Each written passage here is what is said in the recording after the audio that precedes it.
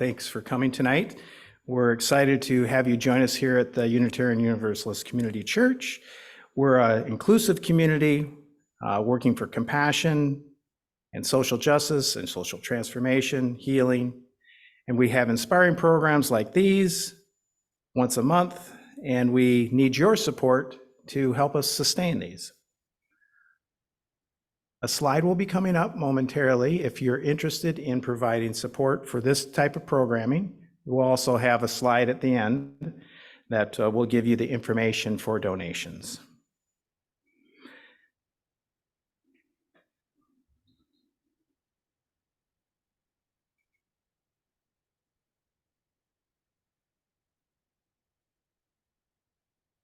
I'll get started with Ben's introduction. Thanks again, Ben, for coming tonight. We thank you for your interest in the audience out there. And tonight, Ben will be presenting Discovering Hope in a Time of Climate Upheaval. And Ben is a mini farmer, he'll say more about that, a musician, a writer, an activist focused on agrarian life, equity, ecology, and sustainability. He partnered with the City of Kalamazoo in Southwest Michigan and other NGOs to build the first legal, zero energy ready tiny house in the region in the region in Kalamazoo. His hobbies, he's worked in state government, and he's increasing his renewable portfolio standard and promote efficiency, renewable energy, electric transportation, and food sovereignty as advantages for an ecologically limited world. Ben, if you'd like to come up and provide us a little background about yourself, if you'd like to add a little more, and we look forward to your presentation. Thank you very much, Eric. Yes. Okay. So as Eric said, my name is Ben Brown. I am living in Kalamazoo on the east side. Maybe a little bit about me, which would be helpful. And for the local audience here, just raise a hand. How many of you are familiar with the series Eureka? If you are, it's wonderful. It's about a small community of, I would say, mad scientists. And I grew up in a community, if you could picture blending Eureka, that science fiction utopia, with the Waltons and with Roots, that would really describe a lot of who I am. And I would probably say another way I would describe myself, there's probably several ways, is that I am a surviving remnant of the corporate policy of agrarian disbandment. And as I go through this, it might become a little more evident. But I say that to say that I'm attempting to translate my experience to your world, to the city, to the urban life, to the world we currently live in. In addition to that, beyond that, I have a BA in philosophy of religion, and the emphasis was on ecology and social psychology. So if you're looking at the screen, you'll probably see it's supposed to be 5 blind men around an elephant. And if you're familiar with that story, one blind man holds the elephant's tail, and he says, I know exactly what an elephant is. It's like a rope that is kind of bushy and frayed at the end. And the next blind man, he says, no, that's not quite right. You don't have the facts straight. An elephant is like a smooth porcelain cone, and and that's the tusk. And then on. And each of them were giving actual facts about a situation, but they had a limited perspective. And likewise, as a human being, I don't know everything, but I can tell you my part of the elephant. And so that's what I'll be sharing a little bit about. So The other thing, although I have an electric car, I live in a zero energy home, things like that. I'm here to talk about hope, but I don't believe in electric vehicles. I don't believe in fossil fuels. I don't believe in hydrogen, solar PV, bikes, peace protests, war protests, policy, lack of policy, all of these different approaches and technologies, because without people, none of those things have any value. It's people that use those technologies that change everything. And so for the next few minutes, let's consider a couple of ways that could be the case. I will be probably telling a lot of stories, but one of the stories, and the stories have basis in facts, things like that. Most of them do anyway. But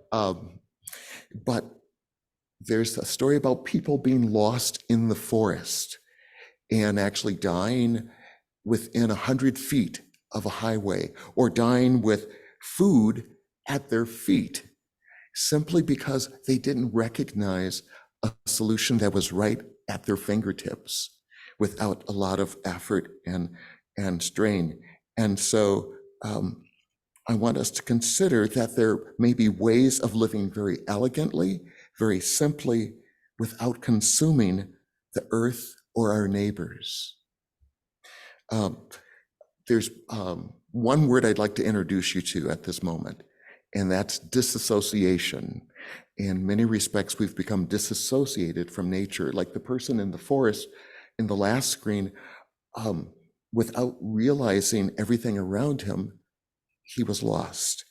And gosh, this past year, it's been harder and harder to be disassociated from what's going on in the world. I don't know if you noticed, but in the past, it was basically something that wasn't a real thing to have a UPS driver die from making a delivery. But this past year, it happened more than once during the heat emergency. Also, like my nephew, he lives in Las Vegas, and there were several people, someone's dear old grandmother, that could have, well, they did, actually get second and third degree burns if they fell on the pavement and were there for any length of time. You also had in Texas, my brother lives in Houston, not this year, but the past year, they had unexpected freezing storm. And in 1 month, people racked up $1,000 in heating bills. That's unheard of. That's not anything that's happened before. Or in Vermont, Montpelier, I believe it was, the city of the state capital was isolated, surrounded by water, a flood. It's getting harder and harder to realize that the world is not what it was. Oh, and before I forget, Michigan. Anyone live in Michigan here? Yes. This summer, it was a shock to me to see the sky so smoky that it was unsafe for people to go out and do yard work. It's about being disassociated, disconnected from the natural world, and we need to think about reconnecting. But the truth is, my disassociation happens because of my own relative wealth. My lifestyle is designed to shield me and separate me from the pains, the disruption going on in the ecosystem. And it's getting harder and harder, and it's requiring more and more wealth. Everyone's having to have an air conditioner when before they couldn't get by without that. And it's been a rough year. I'd like to talk about my family friend. In fact, I'm pretty sure you know my friend. We'll see if, yeah, there we go. Like me, farming family, actually I know some of you know my friend. But anyway, like me, their family was a multi-generation family. And They grew produce and they were proud of it and they made a living and they fed their family, and it was a really great life. But there were some people that complained to them and said, you know, you are so focused on this one crop that we really feel it's harmful to us. And the family was pretty concerned, because more and more people started saying that you need to focus, you need to be more diverse. And the father of the family vehemently was opposed to that. They even hired other farmers raising that same crop, even hired like medical doctors to say, using this produce, this product is good for you. It helps you relax. You'll feel wonderful. And they had a daughter. The daughter was a beautiful, promising young girl. She believed in their family tradition and their family heritage, and she promoted their product. She used it all the time.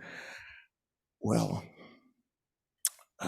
she got to be in her 20s and she died. And she died from overuse of this product. And her younger brother, who you do know, was absolutely devastated. But the thing that was really difficult was no one was allowed to talk about why she died. When people asked, why did Bethany die? I don't know if that was her name, but why did she die? And the family answered, she got sick. The father also quit raising the crop that they had depended on, was their life blood. And the reason he stopped raising it, and the reason they couldn't talk about the girl's death, is because it was an inconvenient truth. And that was the name of the movie that Al Gore wrote. He wrote about, but he also made the movie that included that. So a lot of times we go into chaos and panic, and we become defensive when our familiar actions or thoughts are presented as maybe not being so wonderful for us. But what we forget is sometimes there are very simple solutions to solving the problems right where we live around us. So this is connected, but moving to the next story, it's about a frog and a dog, about despair and hope. So how many of you have heard, wait, I won't ask that. I will ask how many of you believe that this story is true. I'm just testing you, okay?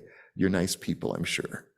But if you take a frog from your local pond and you bring him into your home and you put him in a nice little pot of water, and you put that frog on the stove and you slowly turn up the temperature, the frog will be okay with it and might not like it so much, but he'll accept that.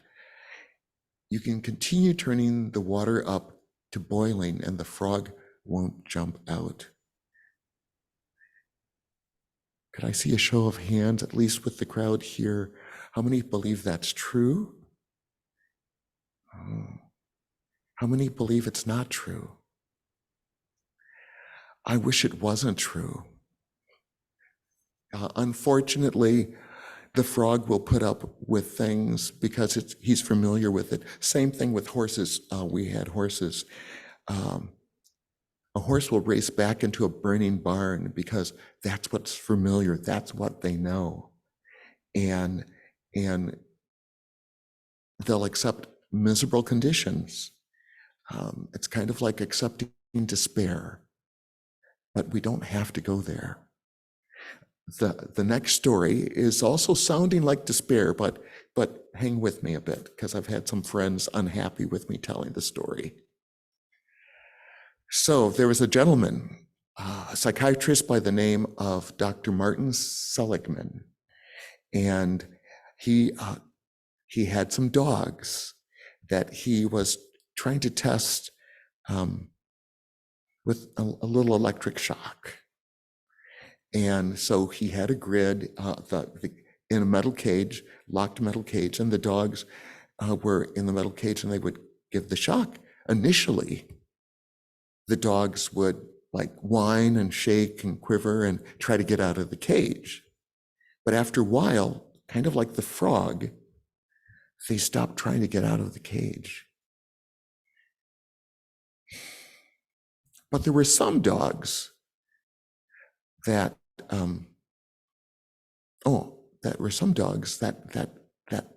kept wondering about getting out of the cage.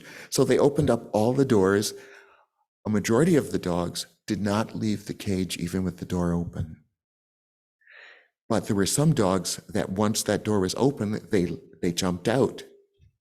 And the other dogs shaking in the cage looked at them like, that's not the way you do things. But after repeated trials of doing that, after a while, those dogs that refused to leave the cage, even when it was electrified, started venturing out. And eventually they learned they too could jump out of the cage. Dr. Seligman did that with a variety of animals, and he found that it was a very similar experience for all of the animals. And he kind of translated that to learned optimism. You could teach animals that they had agency, that they didn't have to accept things. And likewise, he translated that so that he applied that to people, teaching them optimism. If you're more optimistic rather than being paralyzed in a difficult situation, you may realize that there are options and you do have agency. And so he's tried to teach people to become more optimistic and have hope. And that's I think, one of the cruxes of being able to see an example that's working and then realizing you too could do that. So he's come up with a program of immunization to teach people hope against difficult situations. And I'd like to kind of summarize what I've read, not just of his work, but other people's work as well. That in terms of having hope in this climate emergency we're in, that it's helpful to be a part of a community of individuals. We have also found out from, trying to remember the exact program, but it was a program when society falls apart. Let's say there's a massive tornado or earthquake. If you've said hello to your neighbors, it sounds strange, but if you've said at least hello to your neighbors and you have that type of level of relationship, you have a higher chance of survival than if you've never talked to your neighbors at all. So interacting in your community in real time makes a huge difference. Also, find success stories across the spectrum. Whether it's my friends in Texas that are Republican or Democrat or independent, if you can find success stories of people with climate resilience or making, in fact, I don't know if you know this. If you do know this, raise a hand here. Did you know that Texas is the #2 state in the nation for renewable energy? Everybody knew that. I didn't know that. My brother sure wouldn't have let me have that opinion. But anyway, so yes. So find success stories of people that have overcome challenges and be inspired by that and find out what can you learn from that too. And lastly, also strive to have perspective. Not only look at your immediate life, but look at the wider picture in your community. Also try to get a global perspective, because that will help in terms of learning resilience from other examples as well.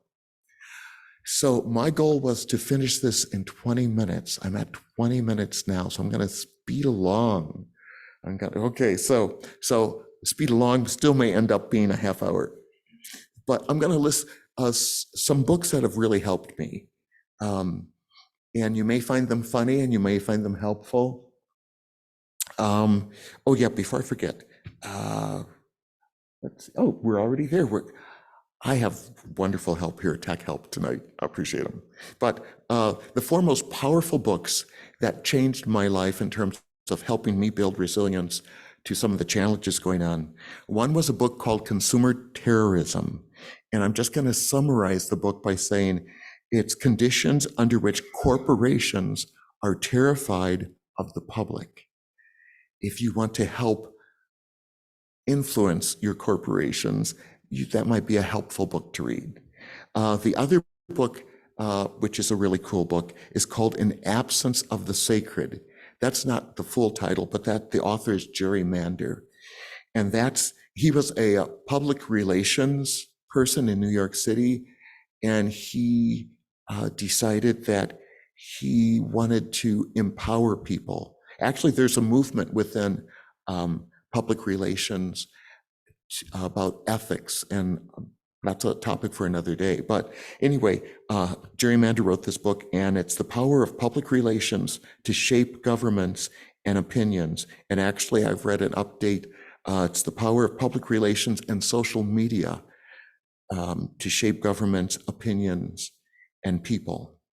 And it can be, of course, a tool for good or evil. The next book is called The Unsettling of America. It's a sociological evaluation of business policy and consequences of devaluing rural communities to concentrate economics within cities.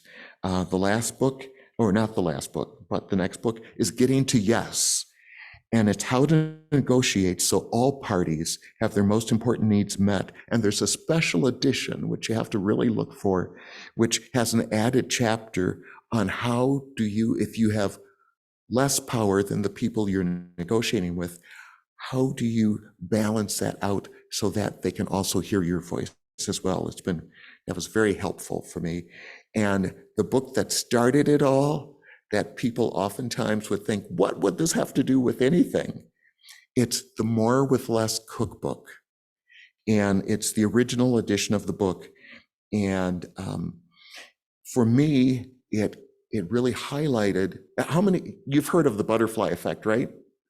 That a butterfly in China flapping its wings, physicists might say, can affect the weather here. Well, that book gave lots of evidence and proof that my shopping choices, my consumer choices, have far more powerful effects than the butterfly effect, which may be real. So I found that a really good book. And it wasn't the recipes in it that I found helpful. It was all of the commentary about this person who had traveled and lived in multiple countries in the world and tried to understand and live with the people. So it talks about consumers' effects. Moving on, the best immunity shot I could give you, if I was to give you one right now, would be to go down to your local Kalamazoo library and check out the DVD Merchants of Doubt. And again, that's kind of talking about public relations and consumers. So let's see. Oh gosh. So I'm saying my time is out because 20 minutes is because there's some more things we can do yet. We're going to have a little discussion, which I think will be helpful. And I will be answering any questions that you have. But I'm just going to go through some of the techniques that I've used to bring my home to a zero energy ready status. And I want to underline that techniques are they're not the answer, but simply like a cane or a crutch in helping develop perspective. I don't believe it's technique, but I believe it's perspectives that we need. But I'm going to list my techniques anyway. So I do things like, this is just a list. I garden and preserve food. In fact, I even grew my own soybeans to make soy milk this year in my garden. I do whole food plant-based cooking. I use a convection oven. I have a $75 convection hob, which is more efficient than gas or electric. I use a solar oven, even in the winter. I have a thermal cooler, thermal cooker. I have a thermal hot water system. 5 days a week, I use a mist shower, which uses a fraction of the water a normal shower would use. Let's see, I have oil radiating heat to supplement my heat pump when temperatures get below zero. I use time of rate electric bills. So the electric that would normally dissipate at night, I try to make use of that. I've amplified my thermal storage with perimeter insulation around my home. I have 900 to 1,200 gallons of rainwater collection for my gardens. I compost all plant materials, leaves, branches, food, and such. I use thermos, I use sweaters, curtains. Before I forget, I want to emphasize a thermos is an energy storage device. And the largest thermos that I've heard of recently is roughly the size of the Gilmore building downtown in Kalamazoo. I believe it's in Finland, and it heats homes. Oh, and about my home, before I forget, home size. I've kind of specialized on that. The average American home is 2,500 square feet. Compared to the European home for a family of four is 1,400. Compared to Hong Kong, it's 484 square feet. My tiny home is 230 square feet. And the first 2 or 3 years I lived there, I was terrified to live there. Do you know why, Eric? Because it was too big. And you're welcome to ask me about that. But again, I probably want to summarize or just repeat real quick in terms of building and finding hope. It's in community, it's in interacting with other people, whether it's volunteering, whether it's walking down the street saying hello, that's a real thing. It's finding success stories, and it's also striving to see the bigger picture around the world and how other people around the world are dealing with climate change. So I'd like to thank you, and I'm gonna skip down and me and Eric are gonna have a chat. So thank you. Mhm.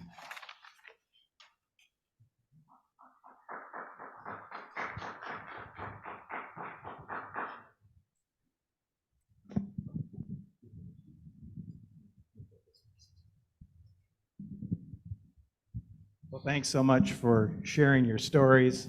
And I'm very curious about this idea of learned helplessness. And you mentioned a few things that have supported you. I don't know if you were in that state yourself or if you're referring to others, but what would you suggest would support shifting our perspective from that place of cynicism, isolation, helplessness? What in your life has worked with you, for you? Well, about my life, it may be helpful to know that once upon a time, I would say, gainfully employed. I was gainfully employed with excess money. And at that time, I lost coordination and speech. I ended up losing my farm, a person I was in a relationship with. And what rebooted my hope and my optimism was one of the things I said. It was my neighbors, my own parents initially had trouble believing that their golden son, their firstborn, was ill. And so they actually had trouble actually coming to visit me, even though we lived a mile away. But neighbors that lived a half mile away, they made sure I had food, I was clean, and they gave me hope. And so hope can be contagious.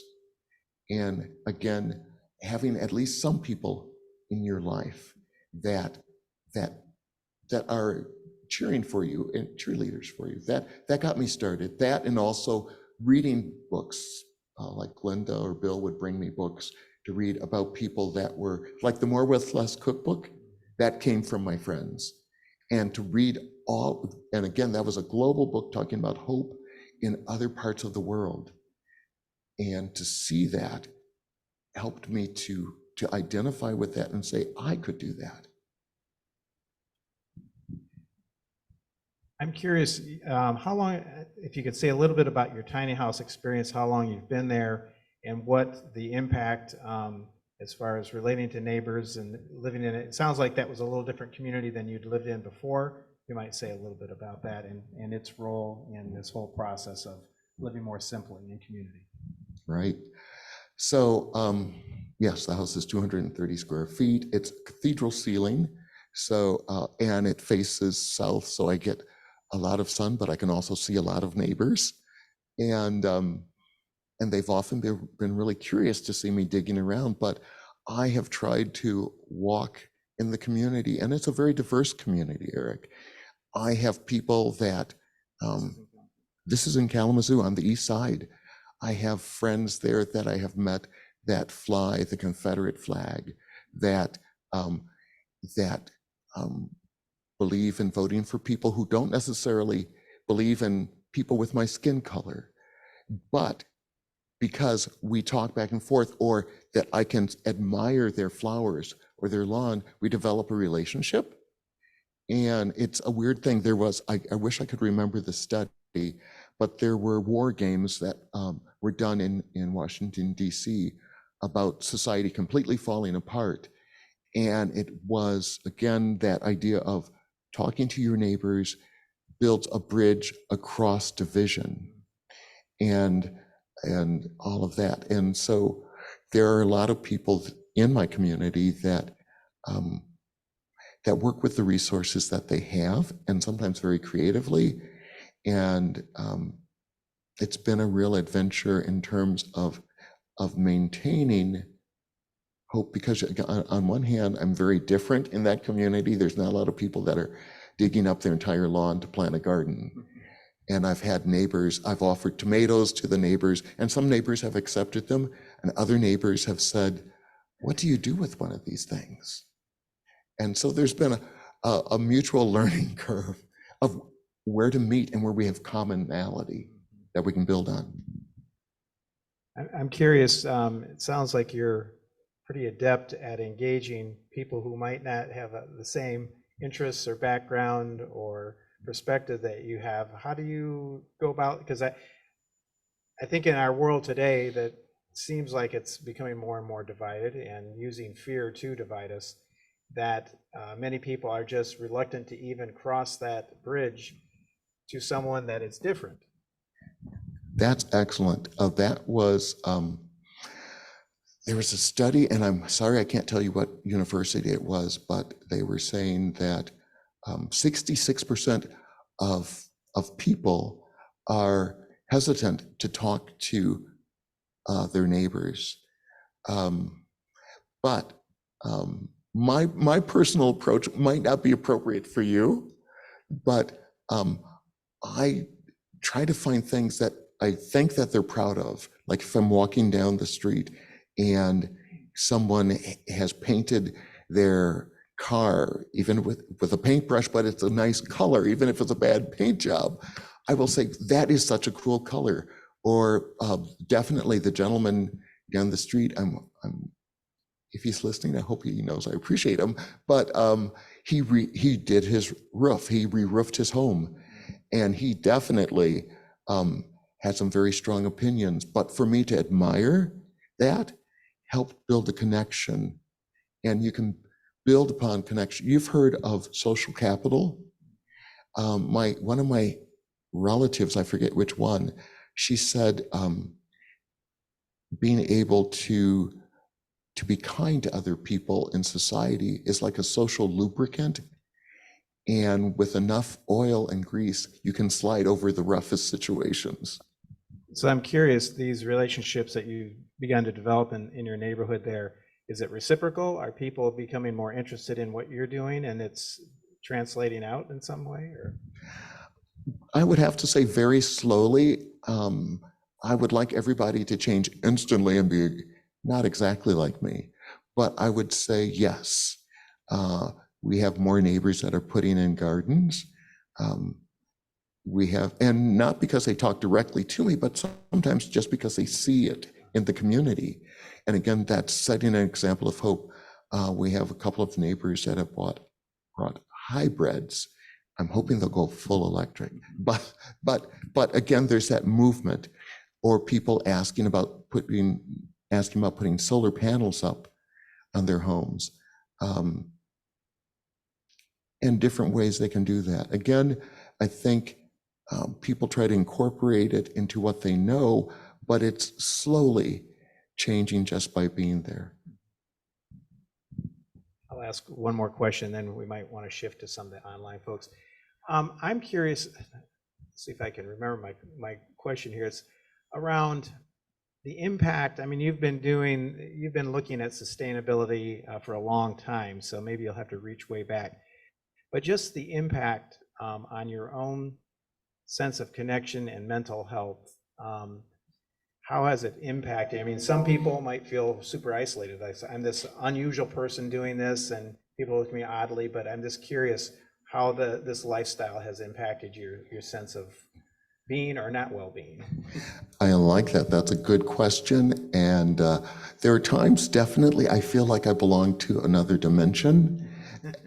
My younger brother has communicated that, and we love one another. But to realize that I'm not alone and that there are other people in the world that are also doing this. And again, I think the hardest thing for me, to be honest, is a lot of times I want people to 100% perfectly care for the planet better than I am. But in reality, it's a process. And you have children, right? And there are times, I'm sure when they were teenagers, you had hopes for them and you discovered they had different hopes, but chances are they learned principles that you had given rather than specifics. Do we have any questions? Oops. Do we have any questions online at all? Anyone would like to? You have any questions for me? Yes, sir. Okay, yep. No, you say that one, Okay. and I'll keep this one. Okay. We can share. Okay, Ben, thanks for your wisdom. You mentioned something about your discomfort when you're with your tiny house when you moved in. So I'm responding to your request to ask you about that. I had rented and lived in cooperative housing in a regular home, I had a regular apartment with a regular ceiling. And I was not used to being in a room with a cathedral ceiling, which is, my one room is a multi-use room. I have a trundle bed, so I pull the bed out at night. But we also put up clear story windows, and the moon would come in, and I would wake up in the middle of the night, and I felt like I was in Montana because the ceiling just kept going up. And it was just it was a little disconcerting to not be enclosed by a small space.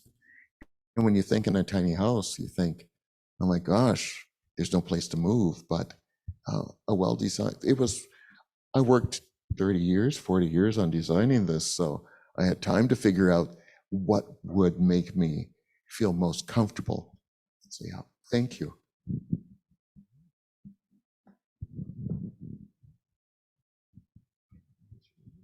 Emily Smith, can you unmute and turn on your camera so we can see you? Hi, can you hear me okay?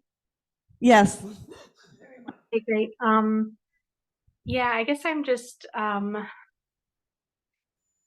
been trying to think like how to phrase the question, but so people with disabilities are like the most impacted by climate change, and it's only getting worse, but are also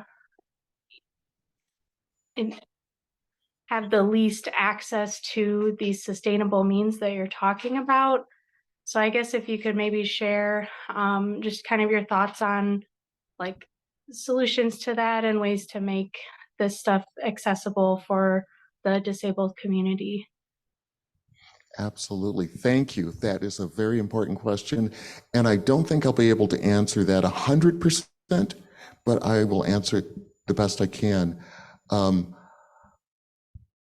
As I was building my home, I had been working hospice, and I had a pretty severe injury myself, that there would be some days that I had no use of my legs.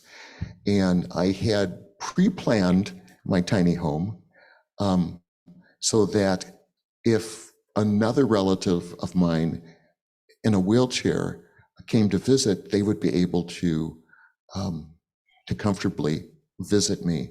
So in place of having like a bed in a loft, I had it on the ground floor, again in a trundle bed. The bathroom, wheelchair accessible.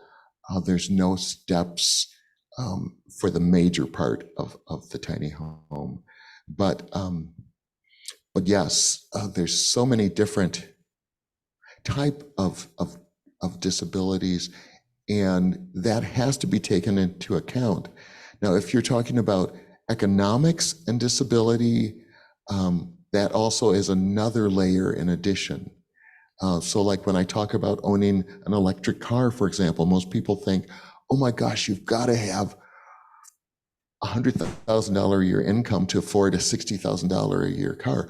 I got my electric car when I was earning minimum wage by buying used and looking at, and the range is limited, but it does 100%, well, honestly, 99%, 98% of everything I need to do.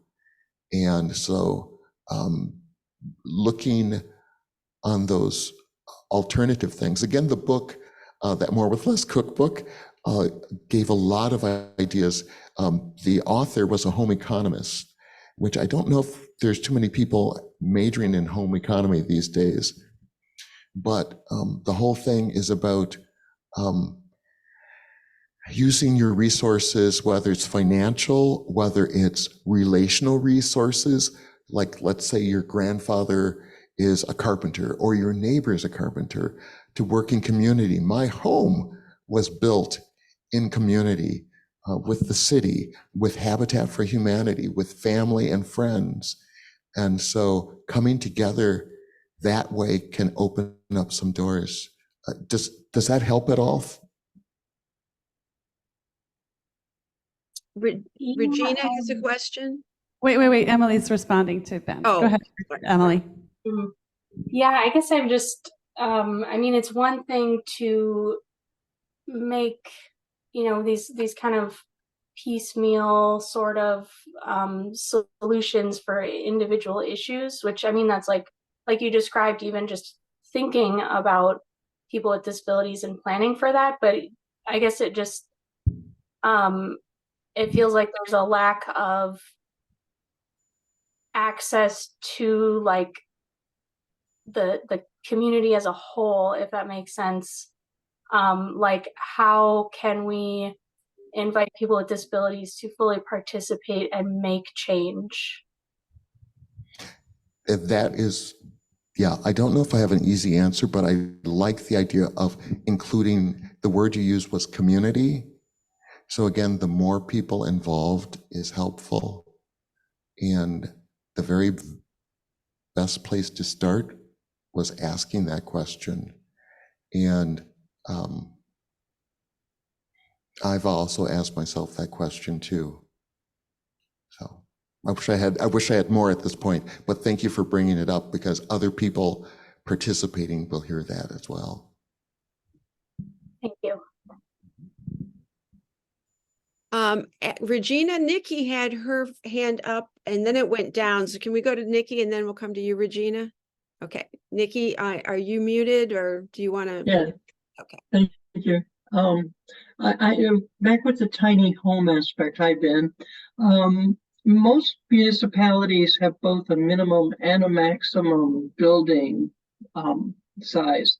How did you manage to get a permit to build a 230 square foot house? I mean, was it difficult? Is it now open to other people? What's the story there? Oh my goodness, is the short answer.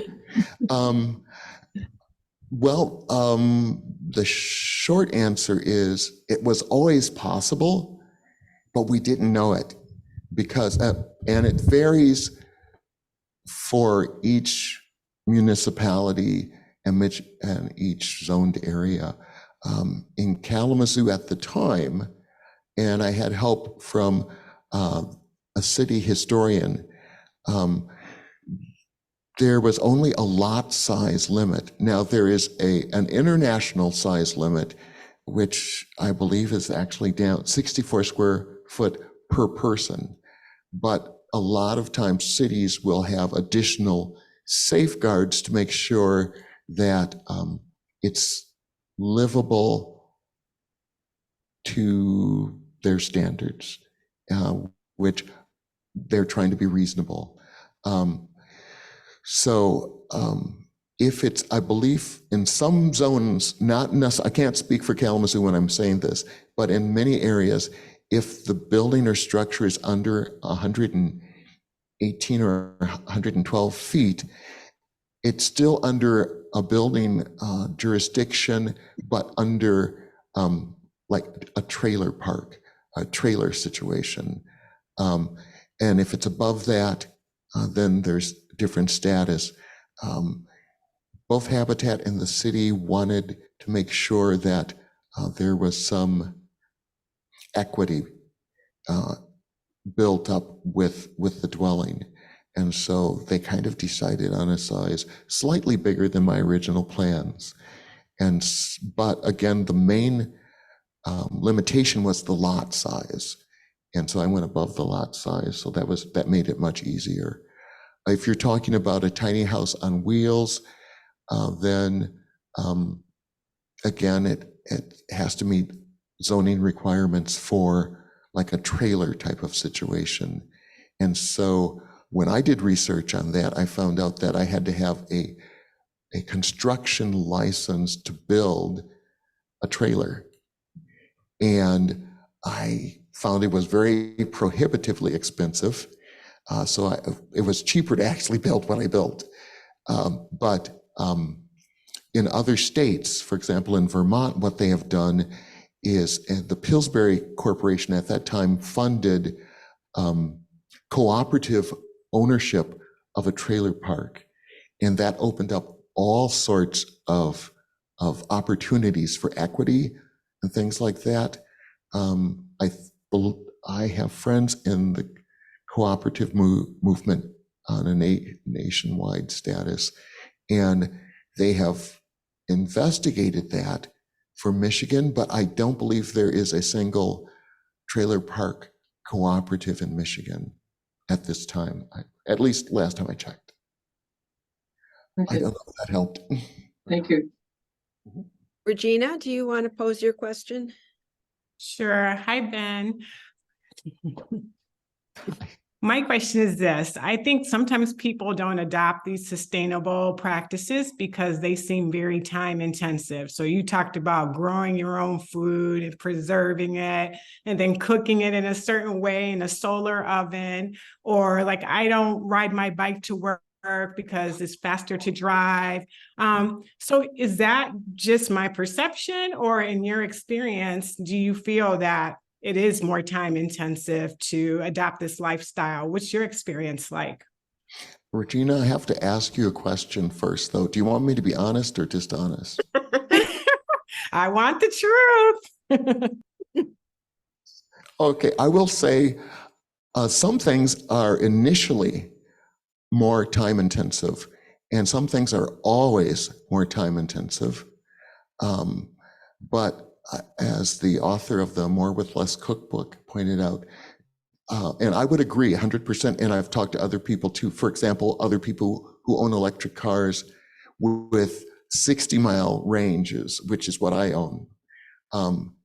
There is sometimes greater satisfaction when you've heard of like the slow food movement.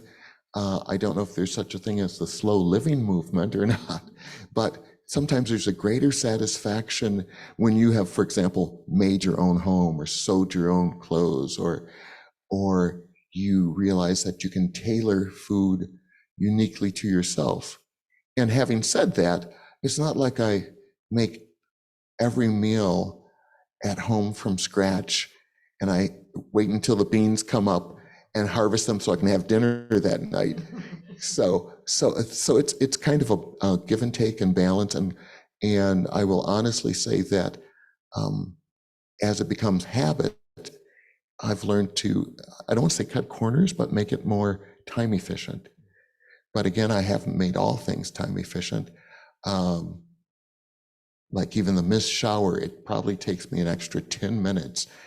No, that's not true. It seems like 10 minutes, probably an extra 4 minutes to switch things to use that. But it feels so much better than a regular shower, so it's worth it. If that's an example. So some of those things will be, again, trying out a technique until you can identify it and identify which techniques you want to use. But the whole thing is perspective, having the goal of being gentler on consumption, being more connected to people. And it sure takes a lot more time to walk around in your neighborhood and get to know your neighbors. And it's taken an awful lot of time to invest in saying hello enough times until they will stop and talk to you. But the rewards balance that out. Thank you. You're going to get an electric car tomorrow? Oh, just checking. Okay. I'm muted, sorry. We have a question from Gay Walker. If you're muted, Gay, unmute and ask your question. Hey, hi, Ben. I've known you forever. Can you hear me okay? Perfect. Okay. So I'm a 3-time cancer survivor and have been very concerned about pesticides. And over a number of years, I've made my own with Dawn's dish soap and salt and vinegar. And yet we're living in this world where our food is sprayed with all kinds of stuff, and even the air we breathe and all of that. So how do you deal with that chemical assault that's in our life? Honestly, it's a never-ending battle. And again, it's like perspective. We probably should always be working to dechemicalize, that's not a word, but I'm going to say that, our lives. In fact, that was what initially caused me to lose coordination in speech, was my exposure to the farm chemicals we used on our property. I mean, we dumped our pesticides within 6 feet of our wellhead because it had been demonstrated to be safe. I remember attending with my dad a blueberry cooperative meeting, and I believe the guest demonstrating the safety of their chemicals did a sample of the pesticides, and he said, "Look, I'm still alive." Well, I have no idea 3 years later where he is, or 30 years later now. But yes, it's something we have to think about. And I love the fact that you gave an example of your alternatives that you're using, and even our water supply. I know a lot of people who have water. I also have a water filter. And that's one of the reasons that I would rather use rainwater to water my garden than other sources of water. But even then, Yeah. the air is so polluted. So I do believe, again, one of the most important things is talking about it in forums like this to help other people be aware of it, and to not be shy about. I tell my story about my life.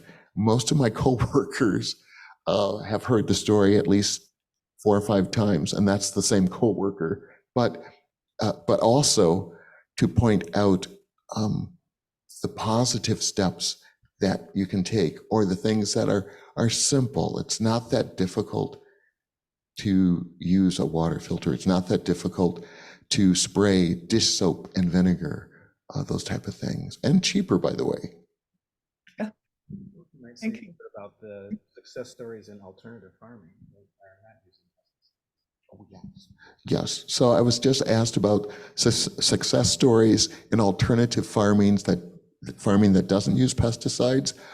So I'm going to tell a story about my grandmother, and then I'll go to myself real quick. My mom's grandmother, so my great-grandmother, she used to raise peaches. And my mom said when she was growing up, those peaches were flawless. They were juicy and sweet. And she had no bugs in them. And now we have, a lot of times you can find peaches that aren't perfect. Or if you're raising peaches, there's so many diseases that they have to deal with. In my garden last year, I had the fewest pests that I've ever had.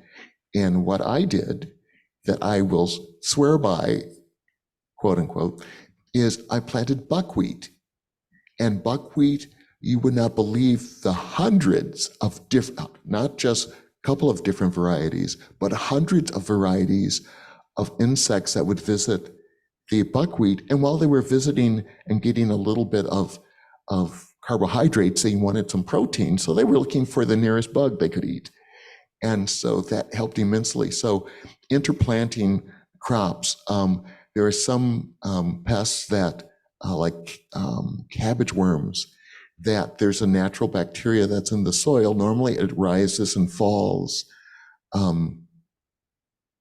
Engineers have put that gene in plants permanently, and that is a potential problem because the pests have time to develop an immunity to it, so then they have to ramp it up higher and higher. But in my system, I don't use those type of crops, and so it rises and falls, and in the seasons where it's low, I can spray temporarily, it will raise up, and then my pest will be gone. So there's hundreds, there's not hundreds, but I know dozens of different ways. We also have, at KVCC, they're teaching a class which also includes natural methods as well as chemical methods of plant production. I'll just share a quick story. I know I've seen more and more farmers that are farming in a very diverse way in that they may have 15 different crops where they used to have a monoculture.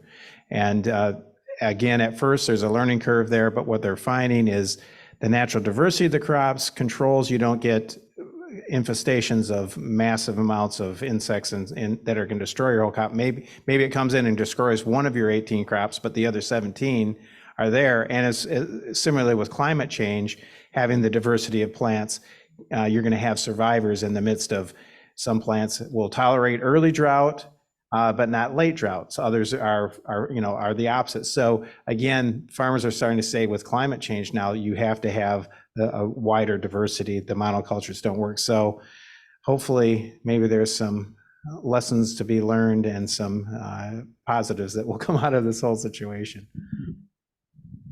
That's definitely an excellent comment. And I forget that I always experiment every year, and I try a variety of different crops. And so, yeah, do we have another question? Or? We have a question from Darby Fetzer. Hi, this is Bruce Fetzer. Oh, okay. Hey, Bruce.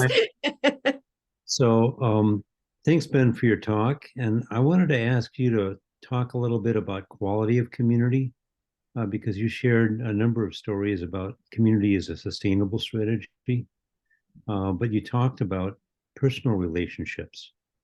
And in today's day, there's a big push for everything going online. So could you talk more about, what does quality look and feel like to you in terms of the amount of frequency, the amount of vulnerability, or what are the if you could kind of expound a little bit about what that really constitutes to you? Well, I am going to refer back to something Eric said just now about planting diverse crops, increasing resilience. And I am kind of a believer in biomimicry, the principle of biomimicry, that learning from natural models is something that's repeated over and over again throughout this world. Likewise, we know with dealing with personal resilience, the more diverse type of friends you're able to have that know you, and there's different circles of intimacy. The more resilient you are in terms of solutions, in terms of psychological, social stress, in terms even of health.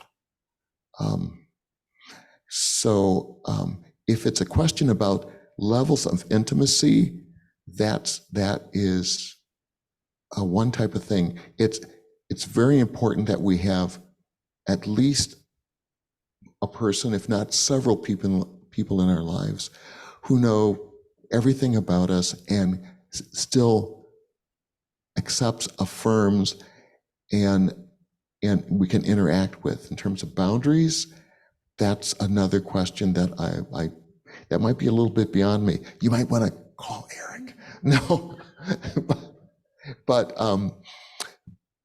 yes, I would like to hear more. Could you say a little bit more about what you're thinking, sir?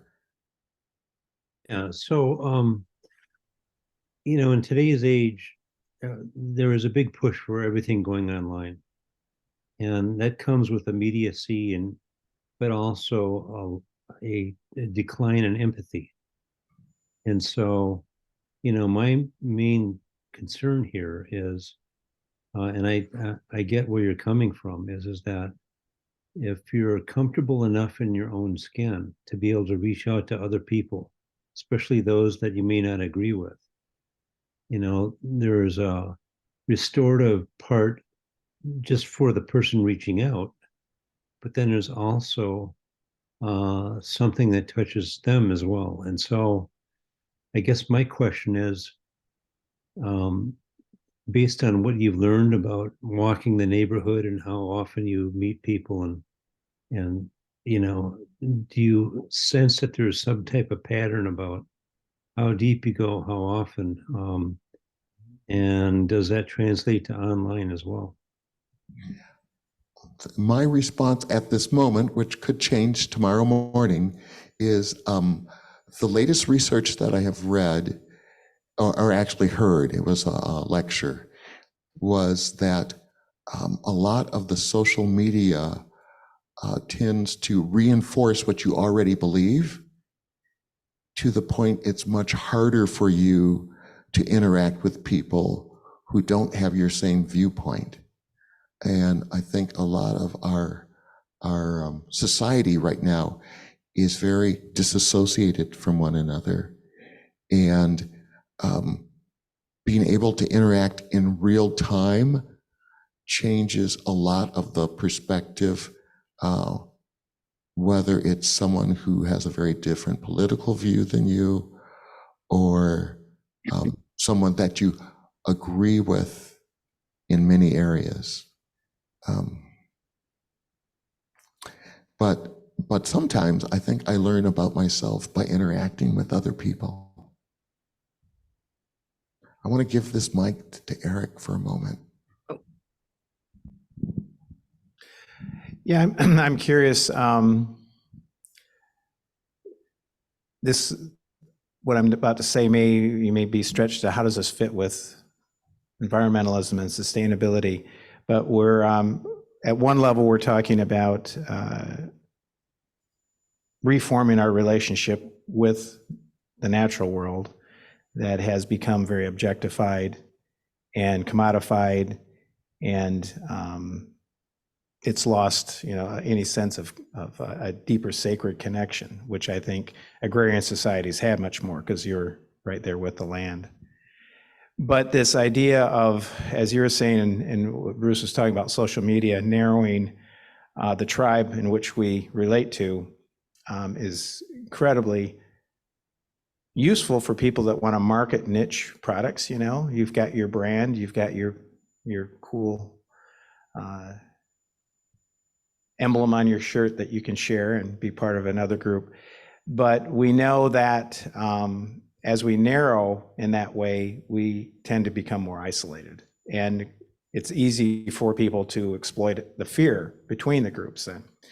So I was actually listening to an old friend lecture this morning by Mark Gopin, and his challenge to people was to connect with 10 people that you wouldn't normally connect with, people that are different from you, and become friends with them. Ask them about their story. And I'm recognizing that that's so essential at this time because of the narrowing of perspectives and the division amongst people, to be comfortable enough to expand our view. And that's what you're getting, it sounds like, when you travel your neighborhood. So it takes a lot of courage to let go of our perspective to the point where not being so attached to, I have the whole truth and nothing but the truth, and maybe I only have a little kernel of the truth instead, and other people have truths that I can enliven me. And I think this is what you were speaking to, is there could be latent potentials within us that we don't even know are there until we meet someone that is expressing something that we really hadn't thought about, and all of a sudden, wait a minute, maybe that's present in me, so it can actually enrich us. That initially it can be fearful, there can be fear there encountering the other, so-called other, but there can also be a richness in tapping something that might be latent. I don't know if that rings true for you. Yes, I think that is like the crux and the challenge of our society today. And again, how do we reconnect? How do we reconcile to one another and to the planet? And how do we realize that, again, we have to make some big changes if the planet and the people, if the people are going to live on a planet, we have to make some big changes. And that will require being able to connect across boundaries.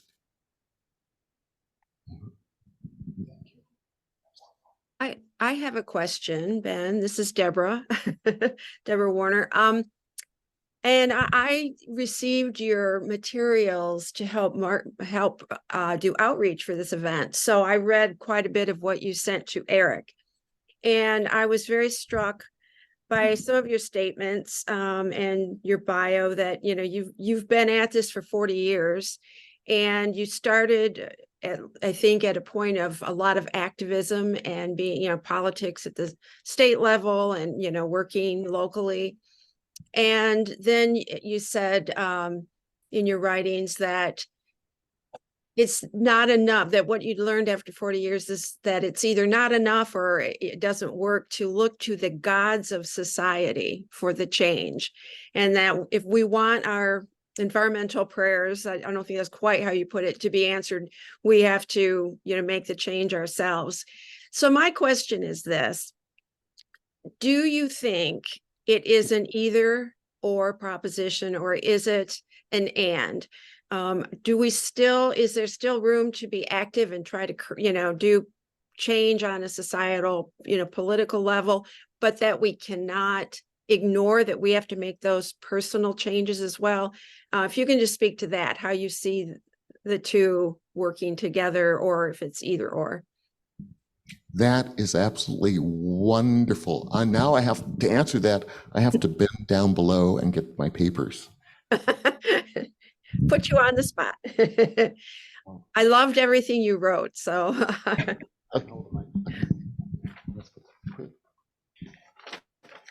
And I just realized it's not in these group of papers, so I'm going to have to go from memory. Okay. That 10% of the people of the planet, the richest 10% of the people on the planet produce 50% of greenhouse gases, planet-destroying greenhouse gases. The next 40%, no, that's not right. The next 30% of the people on the planet produce, I'm going to say 30%. Now I have to guess. I only remember the top level, but the bottom percentage of people on the planet only produce 8% of the greenhouse gases. Roughly, people who make under the income of $40,000 a year only contribute to 8% of planet-destroying greenhouse gases. And I was also looking at statistics today at work that to have a reasonable income level of living, you need to make at least $50,000 to $60,000 a year in the US. I don't know, is it possible, were you able to get the 2 car sizes up on the screen earlier? If we can, I want to show you. Okay, just for a moment, we're going to look at this just for a moment if we can. There we go.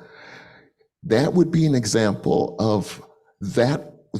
One is a SUV, a big SUV, and the other is a British car that adult-sized people are actually using.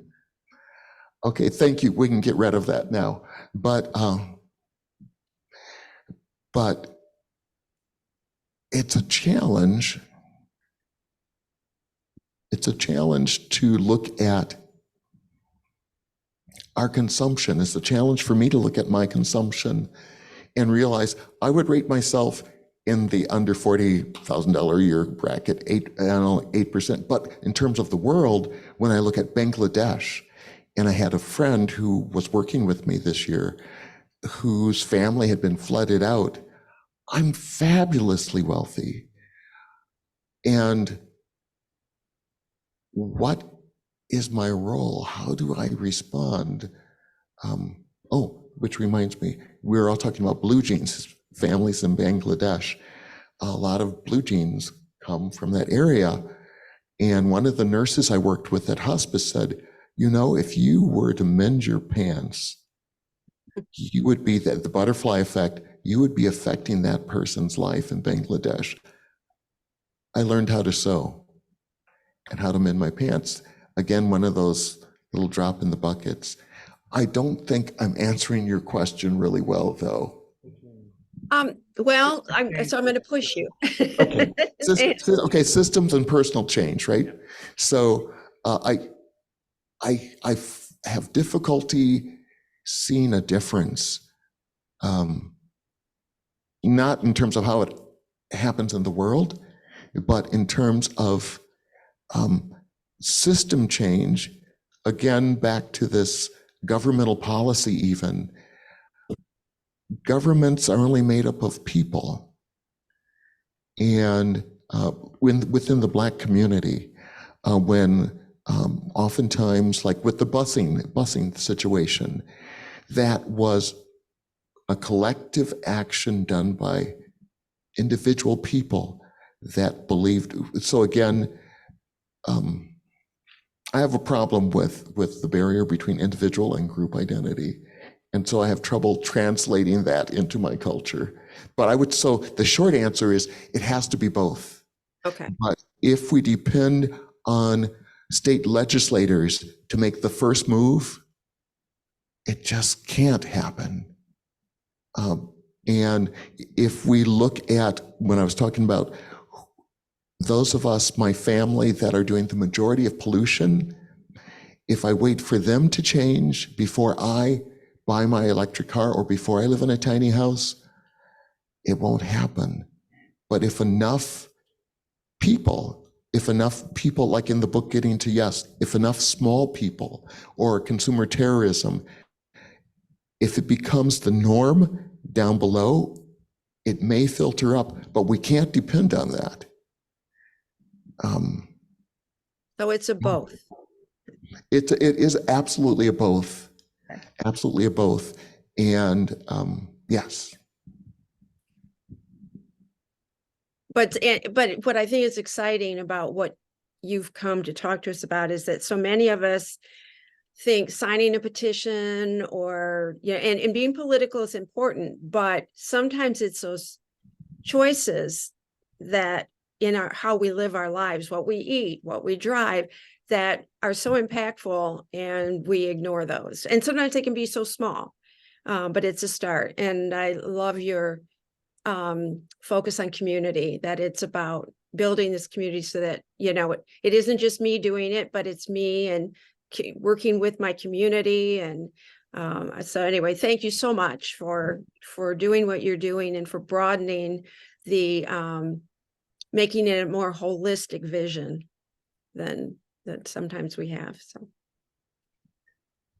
are there I'm any curi- I'm questions? curious if you look at the area of minimalism as when you're talking about overconsumption as being a problem, and many in the West, I think, probably including myself a little bit, look too much to external products to create happiness in our lives.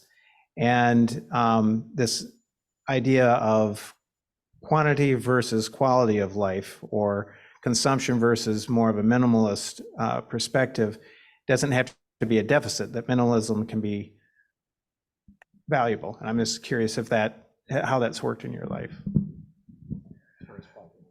Right. So far as quality of life, oh my gosh, I had withdrawal when I was first handicapped, and my income had gone from being very nice to being very minimal. But there was a creativity I had to come up with, and especially as my friends were encouraging me, that was really helpful. You're familiar with Marie Kondo? Yeah. So she was the person who was really pushing simplicity and having very few items.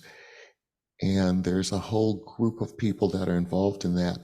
Funny thing, Eric, after she had a child, she said she threw that belief out. So, but just like I think there is a liberation and freedom in simplicity, but it can become legalistic too, and then you begin to lose that sense of joy. Gosh, I don't want to. There's dangerous waters I could tread with my family and friends, because I know that some of my family may be listening. But in terms of being a consumer, especially in the 1970s, I don't know if you remember, but there was a big push in the 70s and 80s, maybe it was the 80s, that consuming would help our nation, and it has become endemic. And at the same time, very curiously, classes like home economics and wood shop and basically learning how to repair began to disappear from the public sphere, so that we were kind of groomed and raised progressively to be consumers. But I don't know. Let me see. Would I choose a new computer over meeting with Eric for supper? Let me think. What type of computer, though? Oh, yeah, that makes all the difference. What type of computer? Yeah. No, Eric. Or what the need is too. So yes. I don't know. Does that help? Yep. And we have one more question. One more question.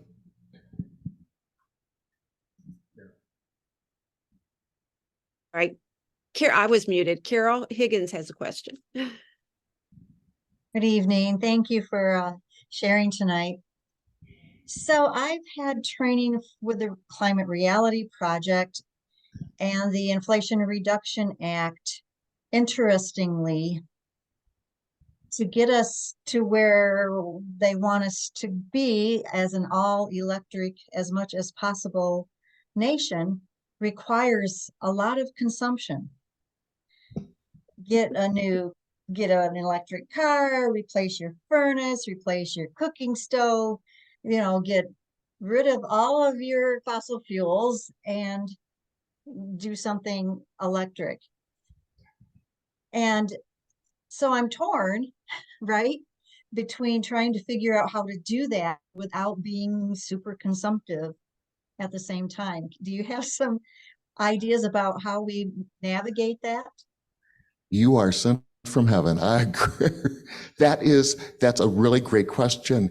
Because it does look like we have to consume to reduce. That seems a little paradoxical. But that gets back to the thing about having solar panels will do it. Having an electric car will do it. I think, again, the first place to start is perspective. I also think I don't have all the answers. I got to remember that. Sometimes I don't remember that. But myself, I'm asking myself that question because I have a wonderful little electric car, but, and it's 10, 12 years old. I've had it forever. It was one of the first ones that come out. But as I'm getting older, I'm finding it's harder for me to accept charging 3.5 hours each time I need to recharge to get from here to Ann Arbor. And so I'm looking at buying an Aptera. I'm thinking of my father's rule of thumb, and other people have had this idea too, that when you purchase something, purchase it to last, and that it should have multiple functions and multiple uses. That is one of the guidelines. And also the author of the More with Less cookbook has said, if you think you have to have it right away, don't buy it. And give yourself a month or two to gain perspective and to think, will this really, can I really leverage this? Will this be the best leverage I can do on a particular purchase or price? That's the best kind of answer I can give at this moment, but I would say, if you can, and you fit those qualifications, then that would be your guide, but I don't think there's any hard law. Thanks again, Ben. My little rule of thumb on that is when your furnace or your air conditioner or your stove or your car is getting to the end of its life, you've done your repair on it, that's when you can shift to maybe something that's more energy efficient. But if a product has 5, 10 more years of life in it, I'd have to do a carbon analysis to see if that's really a wise idea to throw out a perfectly good stove, or maybe get an induction pad for your, a little pad for your kitchen as a first step instead of throwing that stove out. But I think our time is about there. Did we have any other final questions? I don't believe so. Doesn't. All right. Oh, well, wait, there's one new message. Let me just check. Okay. Carol, it said there is a question on message. Was that you? No, I'm seeing a question about the frog. What do we need to learn from the story of the frog? Is that about us not wanting to change? Do you see that? Yeah, and I direct messaged the person that put that in and said, did they want me to ask it? And I don't think I got a response, but that we have 4 minutes. If what is the lesson of the frog? We get comfortable with not changing. Yeah. And we don't even feel the heat after a while.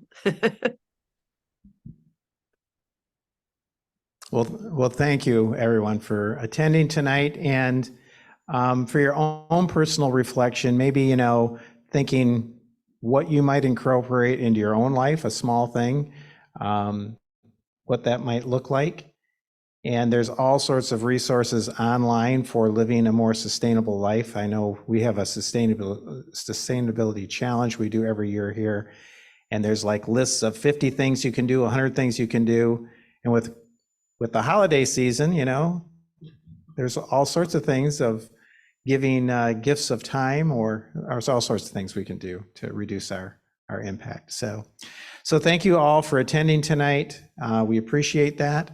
And we at Unitarian Universalist Community Church support these programs on a monthly basis, as well as other programs.